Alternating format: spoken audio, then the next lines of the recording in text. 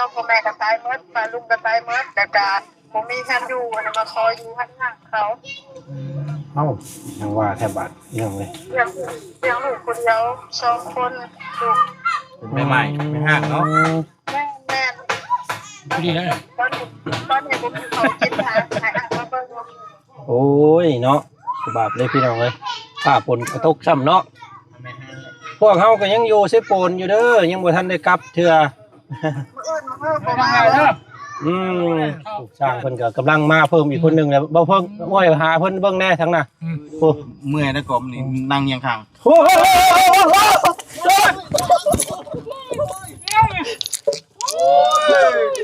โอ้ย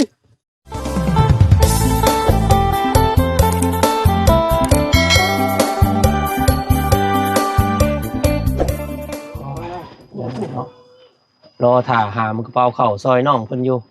ฝนก็สิมาเลยผ้าก็สิตกหมักกระบกก็สิล่นพี่น้องเอ้ยเนาะ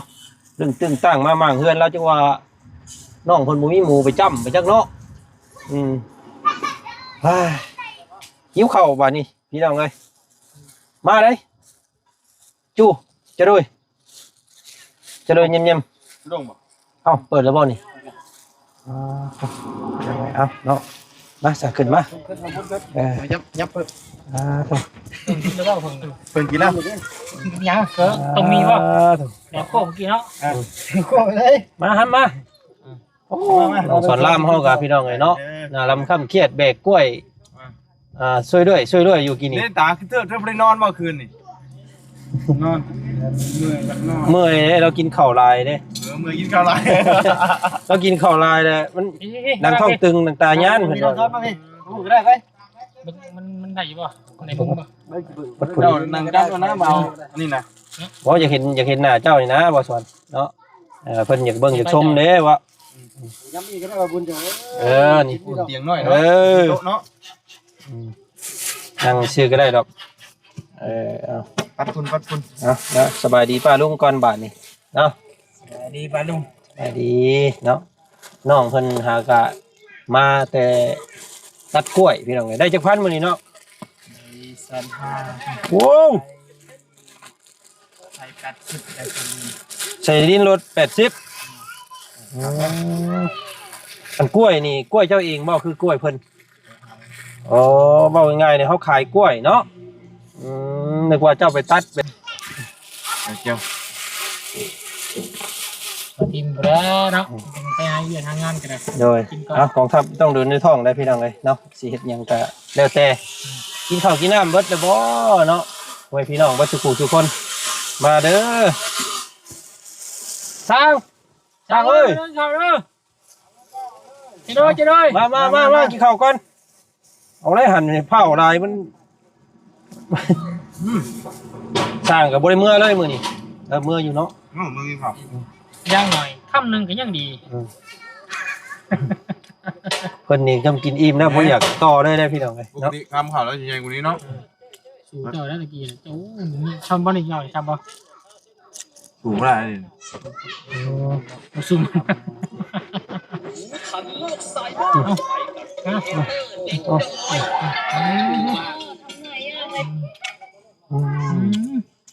กินตอนชิวแซ่บแล้วโอ้แน่นะน้องช้อนอันกล้วยทำมันว่าน้ำตารางเจ้านี่เครื่องหนึ่งเท่าไหร่ขายกาว่า15ไปหาไม้เอาไม้ให้ข่อยเป็นชิปเครื่องนี่เป็นยังไงนะแม่เอายุ่งกับบางคนหาไม้รอโลโอ้ชิปเครื่องใช่ไหมอ๋อถึงแค่พี่น้องก่อนโอ้ชิปเครื่องได้ทำนี่ก็ถึงให้น้องคนก็ถึงนี่พี่น้อง15,000กับเป็นเงินบาทประมาณ20เนาะ25มัน25 บาทเพื่อว่าไงโอ้แบบเนาะ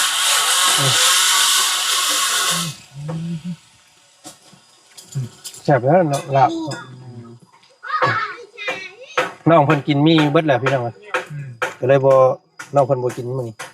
เนาะ อีเนาะ พี่น้องเด้อถอนกันเด้อเขา เอาเที่ยง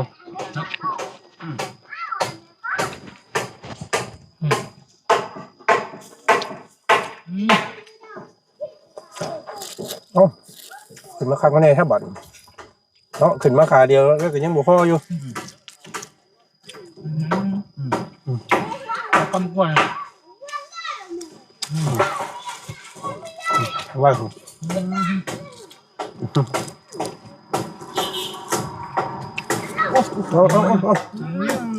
ดีต้น กับ แม่เนาะ กับ มันผ่านแล้วมันผ่านไปกินสายมัน หายากไอ้น้องเพอสินั่งเบิ่งซื่อพี่น้องเนาะ ผมตีหนูเนาะทำน้ำมัน บ่ ให้ แซ่บแล้วก่อนเนาะน้ำ เจ้าอันเจ้ามาเมื่อกี้นี่ได้เห็นเฮือนมันบ่มีหลังคาเลยรู้สึกได้เนาะ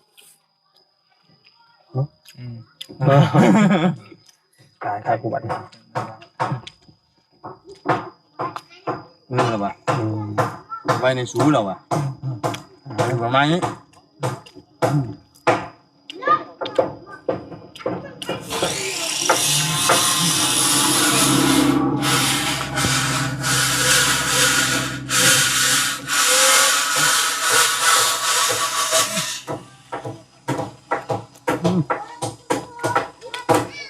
เอาพริก ทำได้ออกมาแบบได้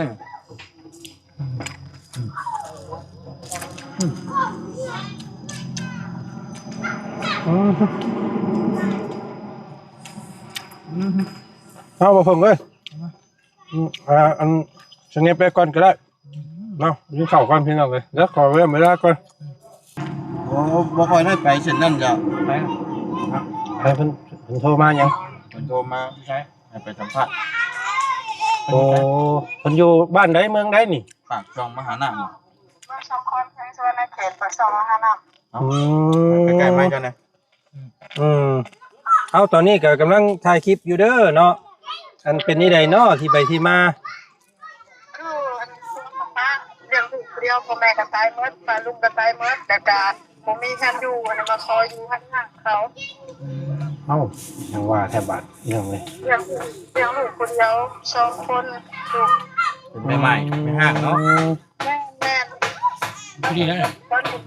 นี้ผมเขากินหามาเบิ่ง โอ้ยเนาะบาปเลยพี่น้องเลยข้าฝนกระทกซ้ำเนาะพวกเฮาก็ยังอยู่เซโปนอยู่เด้อยังบ่ทันได้กลับเทื่อ มื้อบ่มา เด้อ ย่านมันก็ไกลในระยะทางเนาะก็พังเบิ่งผ้าเบิ่งคนนี่แหละเมื่อก็ลำให้ลำหน้าอยู่ทางนี้ก็ได้มาเด้อลำหน้าซอยแน่ ลำบ่ได้อยากลูกน้อย โอ้ตาย เขามากินคนจีนบ่มีเขากิน มาลำหน้ารับจ้างพี่เด้อผู้สิจ้างวันละมื้อ เขาก็ไปบ่มีค่ะไปขอเขามากินไม่ขออยู่ห่างๆเขาก่อน โอ้ยโดยพี่น้องเอ้ยเอาอันจังใดเดี๋ยวสิให้ทีมงานเพิ่นผู้ใดลงไปทางนั้นเดี๋ยวสิให้แวะโทรหาเด้อ โดย เนาะขอบใจได้หลายสู้ๆได้พี่น้องเอ้ยอ้าวเนาะสาวพุทธคุดแย่ ผมมาขอความช่วยเหลือไปโทรหาเจ้าอยู่ เห็นเราโทรมาอยู่คืนนี่ปึ๊กคือพี่บ่มีข้าวกินเราอ่ะผัวกับป้าพ่อแม่กระจายมาทอด สนใจเปล่า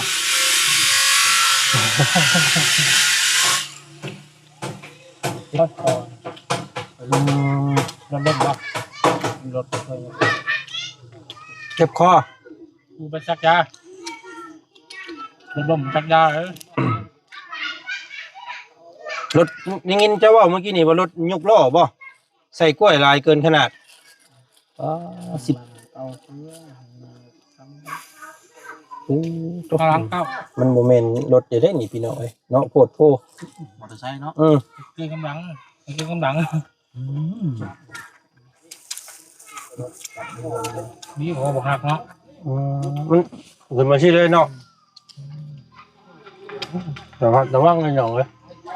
ใช่ร้ายที่เอารถเจ้ามัน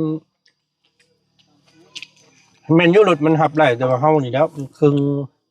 หมูแพง บ่แบะบ่แห้งคนนะรถคนมายังรถบ่แห้ง คนยังแห้งอยู่ป่ะ มันบ่ขึ้นถู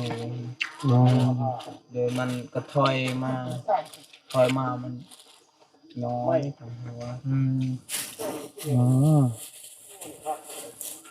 ร้องไปหัวเดียวท่าน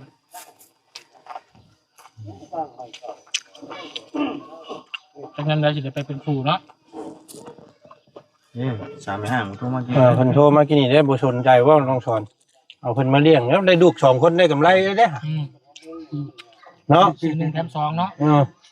แต่งกับผู้เดียวได้ฮอด2คน3คนพุ่น ยิงกับยักษ์ดิ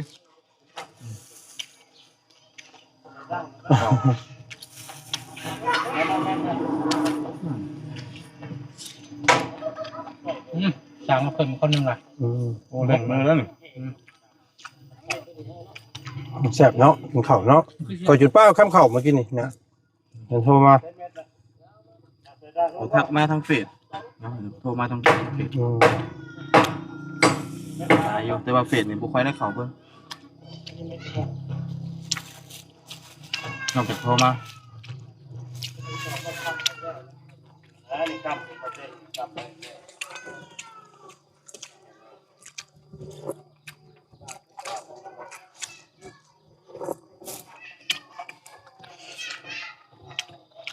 ครับโอ้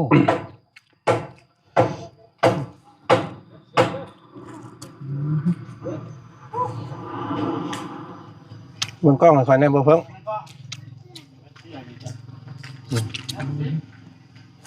พอก่อน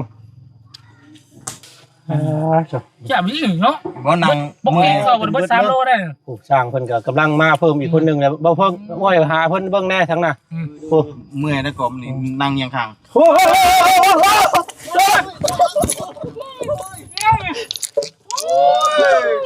โอ้ยโอ้ย โอ้ขออนุญาตเถอะครับท่านลูกดีเก็บไว้กันสองอัน ตา นี้ ยไปลุกกับบ่บอกกัน เจ้าพ่อไปจับต้อง ตายแล้วอันนี้ ยังทอดเจ็บบ่ยังบ่ ขอนลงคักลงแน่มึงนี่ ขา หวดบนขาขี้ค่อยเที่ยวประเด็ก เจ็บประเดี๋ยวสร้าง ตายบ่เพิ่งเคยลาเฮ็ดแล้วพี่น้องเอ้ยฆ่ากันนี่ดอกอันนี้ ยิ้มจำเพิ่น นี่นะนี่ ได้ทุกลาบเลยเนาะ มันนักน้ำบ่สอนเพิ่นนี่ ขนาดเราบ่ได้กินข้าวเอ้ย รักยังไงมีหาห้อง โอ้ยกำลังกินแซ่บตายโอ้เจ็บแต่บาดนี่โอ้ยบงแตกเลยพี่น้องเอ้ยตาย ตัว คักแน่ดิเจ้าเฮ็ดข่อยแล้วเคยล่ะเอ้ย โซ่ไป เนาะ ตัวโทรศัพท์เมื่อกี้นี่นะ เอาข่อยคักกี่ดอลูกก็บอกว่ากี่นี่ เราได้ยินแต่ว่าไปอันเบิ่งข้าวอยู่เลยครับเบิ่งข้าวสิกล้องข้าวได้กับท่านไปเลยง่ายเกินปากงาน ขอข้าวข้อเจ้ารอบาทนี้พี่น้องเอ้ย จะได้บาท ไปต่อเดี๋ยวสิพ่อชำนิบาทนี้ แค่ขา เก่งจนแขนเข่า เอาไปหาล่างตีนล่างตาลก่อนบาทนี้พี่น้องเอ้ย เจียวประเด็กบ่นะ เจียวประเดกแล้วห่อนบูบูเนาะไปน้องช้อนไปเอาถ้วยไปล่างเอาถ้วยไปแช่ไว้ก่อนเบิ่งพี่น้องเอ้ย แล้วกันพี่น้องเนาะ โทษเลยเจ้าเด้อไปจื้อไว้รถเจ้าดิจื้อไว้รถเนาะฆ่ากันดีๆนี่เอาน้องช้อนนะไปแช่ไว้ก่อนว้าต้องไงายหลังต่ำรถพี่น้องเลยโคตรโโอ้ตัวเจ็บจริงเลยนี่โมเมนต์การแสดงจะดีนี่พี่น้องเลย ไปละ เนาะไงลงขักลงนี่ได้กินครับตุ้มรถ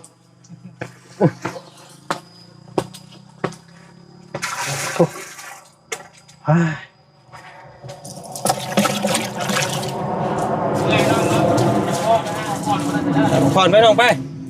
เอา นอนพักผ่อนซะน้องเพิ่นเมื่อยจากการครึ่งกล้วยทับคอเล่าพี่น้องเลยระมัดระวังเด้อมือหน้ามือในเด้อน้องเด้อค่อยไปค่อยมายาวร้ายพี่น้องเลยเนี่ยเขาโลภมากร้ายก็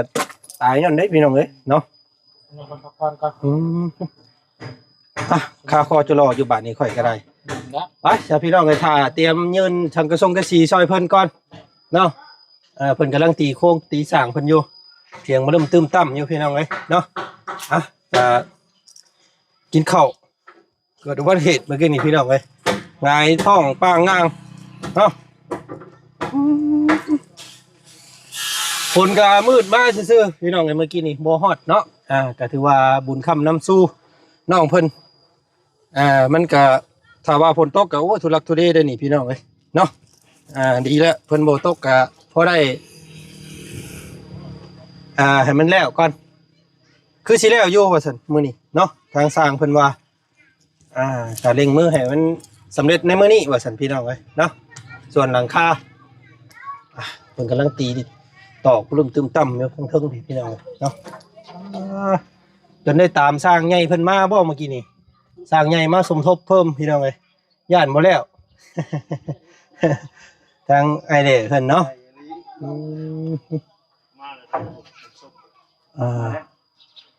มาเลยดิ ครับสรุปแล้วได้เปลี่ยนมาเลยนี่เนาะมันดอกโอ้คือว่าแล้วมันสังกะสีมันหัว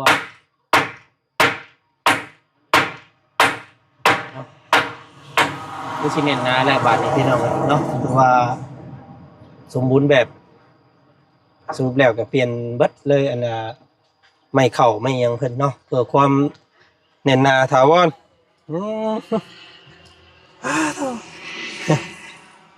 มากินน้ำกินท่าก่อนบาดนี้พี่น้องเลยเนาะกะถ่ายทำให้พี่น้องเบิ่งสำนีก่อนเนาะกะตอนนี้เป็นเวลาบ่าย2 โมงบ่าย 2กับบ่าย 3บ่าย 4 โมง5 โมงแล้วเนาะคาดว่าคือสิสำเร็จมื้อนี้พี่น้อง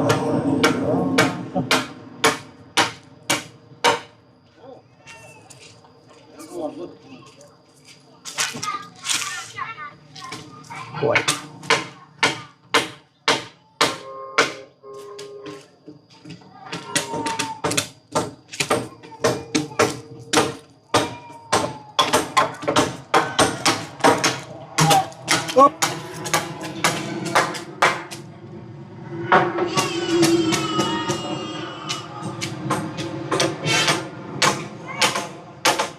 ตอกเล็กตะปูซิปอย่างเน้นหนาเลยปึ๊บปึ๊บปึ๊บปึ๊บโอ้เพิ่นได้เมื่อพักผ่อนไปพักผ่อนแห้งหลายกว่าหมู่เนาะตอกดังกว่าหมู่พี่น้องไอ้สร้างผู้นี้สิแม่นเพิ่นพักผ่อนเต็มที่ ก็หยอกง่ายเพิ่นพี่น้องเนาะแต่หลายคู่หลายคนว่ามักในสีไม้ลายมือสร้างสุดนี้ว่าซั่นพี่น้องเนาะเพิ่นว่าถ้าเป็นไปได้ถ้าว่าทางเฮือนน้องมีน้องไม้น้องชายเนาะมีงบในการสร้างบ้านอยากได้สร้างสุดนี้แหละว่าซั่นพี่น้องเอาเนาะจักสิมีต่อหรือบ่แล้วพี่น้องเนาะก็ลองเบิ่งตืมอีกหลังนึงอยู่บ้านสกีพินถ้ามีก็โอ้สร้างเพิ่นก็งานบ่ขาดมือแล้วอันนี้พี่น้องเนาะ ขอให้น้องเพิ่นมีบุญวาสนาแล้วกันพี่น้องเนาะขึ้นอยู่กับ FC ผู้ใหญ่ใจดีเด้อเนาะบ่สุขทุกคนคลิปนี้เอาบ่จันไปก่อนพี่น้องเนาะหาล่างต้นนั่งโตก่อนเนาะกิ่งมันถ้วยกระแดกกวบหัวเมื่อกี้นี่พี่น้องเคยล่าเห็นแล้ว